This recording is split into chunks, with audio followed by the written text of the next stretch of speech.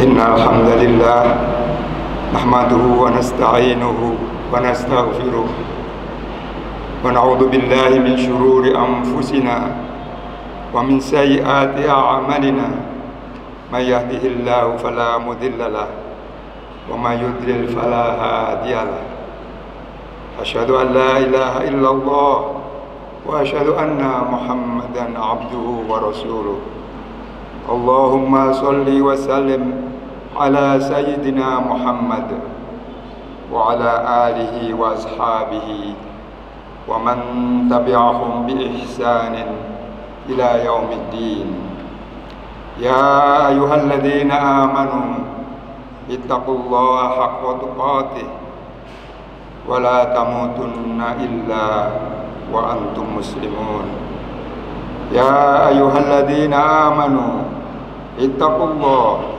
وقولوا قولا سديدا يصلح لكم أعمالكم ويغفر لكم ذنوبكم ومن يطع الله ورسوله فقد فاز فوزا عظيما بسم الله الرحمن الرحيم ألم نشرح لك صدرك ووضعنا عنك وزرك الذي أنقض ظهرك ورفعنا لك ذكرك فإن مع العسر يسرا إن مع العسر يسرا فإذا فرغت فانصب وإلى ربك فارغب.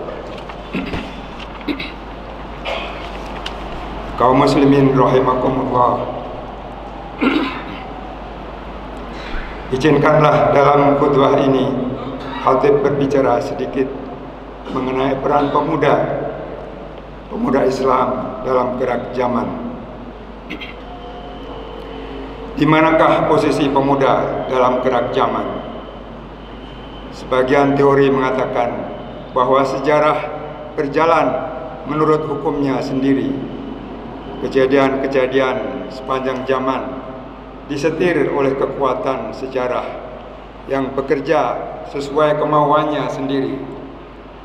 Sebuah revolusi yang terjadi pada satu bangsa akan dilihat seperti badai yang terjadi karena mekanisme alam yang tak berhubungan dengan kehendak dan keinginan manusia. Bisa jadi manusia menjadi korban belaka dari sebuah revolusi. Namun sebagian teori lain memandang manusia memiliki peran dan karena itu bertanggung jawab atas gerak zaman. Pandangan yang kedua ini sesuai dengan pandangan moral Islam tentang manusia. Quran menuntut orang Islam melakukan amar ma'ruf nahi mungkar. Orang Islam harus mengarahkan gerak sejarah kepada kebaikan, keadilan, dan kebenaran. Tanggung jawab ini utamanya jatuh pada pundak para pemudanya. Pemuda harus menjadi pembaharu, pengubah keadaan ke arah kebaikan. Kaum muslimin rahimakumullah, Nabi Muhammad SAW adalah teladan utama bagi para pemuda Islam.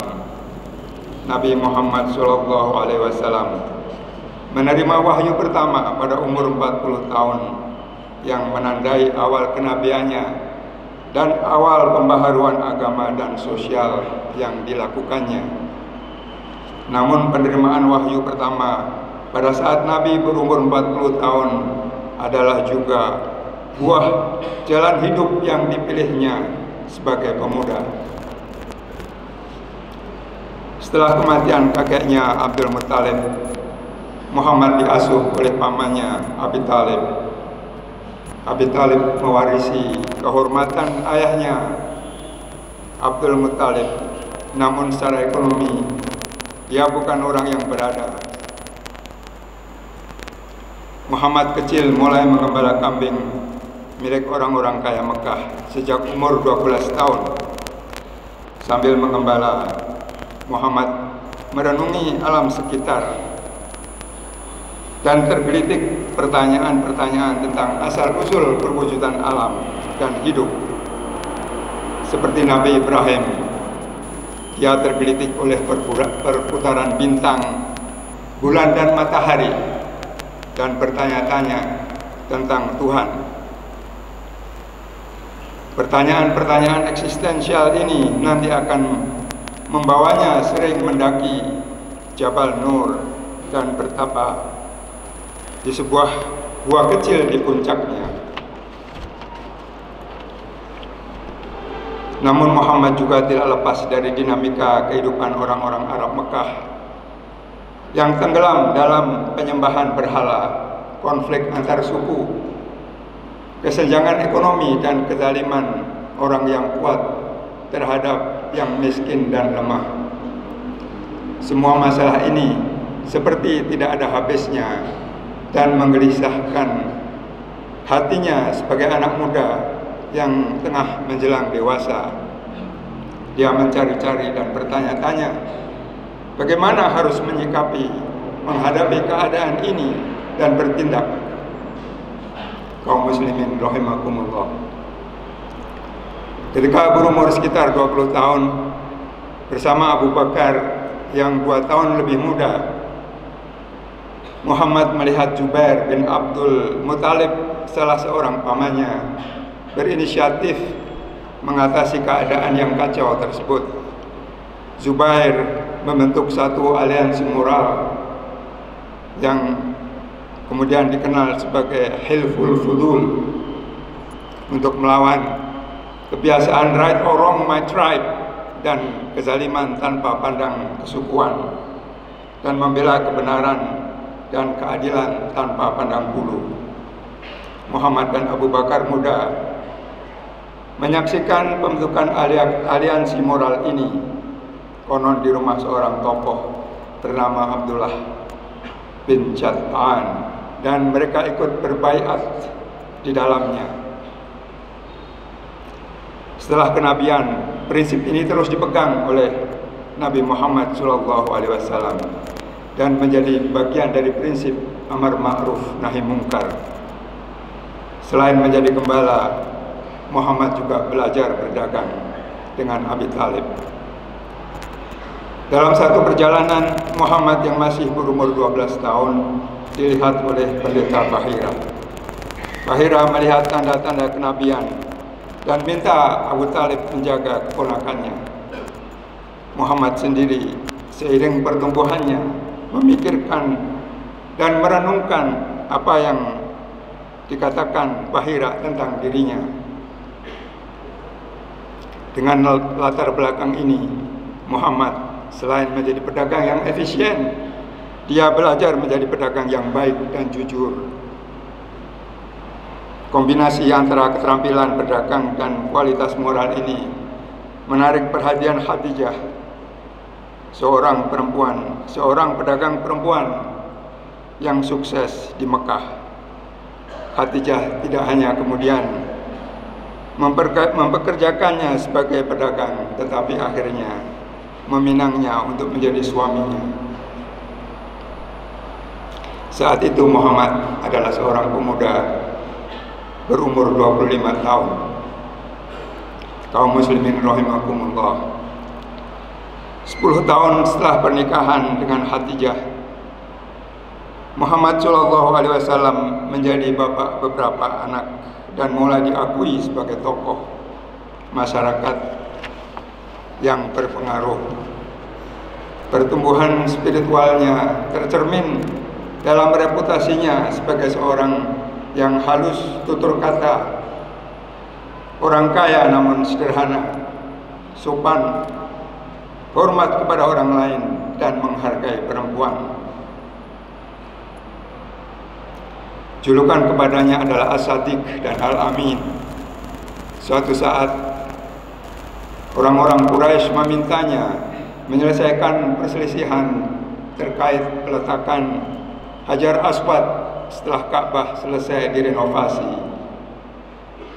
Penyelesaian yang diberikannya memuaskan semua pihak, membuktikan kemampuan Muhammad SAW menempatkan konsep keadilan dan sekaligus kemampuan menggunakannya sebagai cara menjaga persatuan orang-orang Quraisy. Sebenarnya Muhammad SAW bisa menjadi pemimpin muda dan baru bukan hanya untuk Bani Hashim, tapi untuk seluruh suku Quraisy. Namun kegelisahannya atas degradasi moral masyarakatnya justru mendorongnya memilih untuk menyepi di Gua Hira di puncak Jabal Nur setiap bulan Ramadan selama 5 tahun hingga wahyu pertama turun kepadanya. Wahyu pertama menimbulkan getaran jiwa yang hampir tak terkendalikan. Setelah berhasil melampauinya, Nabi SAW memulai misi reformasinya. Ayat-ayat Makkiyah menunjukkan dia mulai dengan menghidupkan kembali tauhid sebagai prinsip dasar eksistensi manusia, penanaman iman kepada akhirat dan kebajikan dan keadilan sebagai prinsip-prinsip moral Islam. Setelah hijrah, dia melanjutkan dengan reformasi sosial, membangun masyarakat baru sesuai dengan tauhid dan prinsip-prinsip moral Islam. Sebagai seorang nabi, tak ada jalan mundur baginya. Hati dan jiwa harus diteguhkan dari waktu ke waktu sesuai tuntutan perjuangan yang harus dilakukan sampai titik terjauh yang bisa dicapai. Kaum muslimin rahimakumullah, Nabi Muhammad SAW adalah teladan bagi semua orang Islam, utamanya para pemuda di segala zaman. Di akhir abad ke-19, tepatnya pada tahun 1883, seorang santri belia yang berumur 15 tahun yang tumbuh dalam lingkungan Masjid Keraton Jogja bertolak ke Mekah. Dia menuntut ilmu di sana selama 5 tahun. Konon di Mekah dia mendapat nama baru dari seorang ulama besar. Nama itu adalah Ahmad Dahlan, menggantikan nama lamanya Muhammad Darwis. Ahmad Dahlan pulang dari Mekah sebagai ulama muda berumur 20 tahun, membawa pengetahuan baru dan semangat baru, semangat pembaruan. Sudah pasti dia telah belajar sirah dan sepak terjang Nabi Muhammad SAW sebagai pembaharu. Tak lama dari kepulangannya, dia melihat arah kiblat langgar di kampungnya tidak tepat. Dia meminta agar kesalahan itu diluruskan. Permintaannya tidak terlaksana. Dia kecewa, namun sadar bahwa perubahan dan pembaruan memerlukan strategi. 12 tahun kemudian, pada umur 35, Ahmad Dahlan kembali berlayar ke Mekah dan kembali ke Jogja 2 tahun kemudian pada tahun 1903. Pada tahun tersebut, pemerintah Belanda telah memulai politik etis di Hindia Belanda dan memperkenalkan sistem pendidikan modern. Kebijakan ini menjadi pendorong tumbuhnya pergerakan nasional di Hindia Belanda dan terbentuknya Budi Utomo pada tahun 1908. Ketika itu Ahmad Dahlan telah tumbuh menjadi seorang ulama muda yang matang berumur 40 tahun dan sering bersentuhan dengan tokoh-tokoh Budi utama di Jogja dan yang berideologi nasionalis. Ahmad Dahlan juga telah bersentuhan dengan gagasan-gagasan reformasi keagamaan Muhammad Abduh dan Rashid Ridha selama di Mekah. Kaum muslimin rahimakumullah. Sementara itu seorang santri belia lain yang bernama Hasyim Asy'ari mulai mengembara menuntut ilmu di beberapa pesantren. Hasyim Asy'ari lahir 4 tahun setelah Ahmad Dahlan dan besar di lingkungan pesantren di Tambak Rejo, Hasyim muda tumbuh dalam dan menyerap tradisi ulumuddin di pesantren dan belajar hingga ke Madura yang jauh dari pusat keraton Yogyakarta. Sekitar tahun 1892, ketika berumur 21 tahun, Hasyim Asy'ari berangkat ke Mekah untuk menunaikan haji. Selama kurang lebih 7 tahun, Hasyim Asy'ari muda bermukim di Mekah menuntut ilmu. Ketika kembali ke Tambak Rejo, Hasyim Asy'ari adalah seorang kiai muda berumur 28 tahun, sesuai dengan tuntutan tradisi pesantren dan tanggung jawab keilmuannya. Dia mendirikan pesantren, yaitu Tebu Ireng. Zaman waktu itu menunjukkan tahun 1899. Hasyim Asy'ari dikenal sebagai ulama muda yang menekuni ilmu hadis.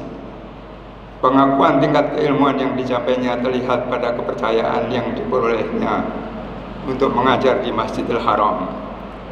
Hasyim Asy'ari adalah seorang ulama yang setia kepada tradisi pesantren dan tradisi keilmuan pesantren.